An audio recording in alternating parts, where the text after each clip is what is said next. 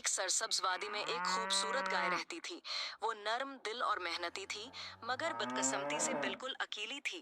वादी के जंगल में एक खूनख्वार भेड़िया रहता था, जो हमेशा शिकार की तलाश में रहता था।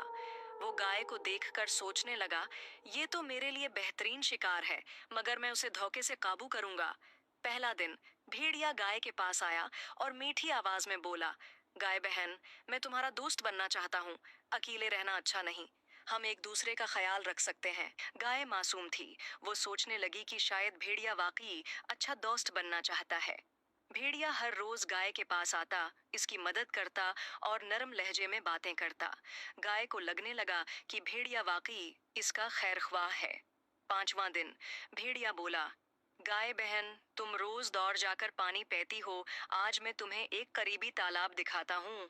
गाय खुश होकर उसके साथ चल दी, मगर उसे मालूम न था कि भेड़िया उसे वीरान जंगल में ले जा रहा है। वो एक सुनसान जगह पहुंचे। भेड़िया अचानक गुस्से से गराया और बोला, गाय, तुम बहुत भोली हो, मगर मैं तुम्हारा दोस्त नहीं बल्कि दुश्मन हूँ।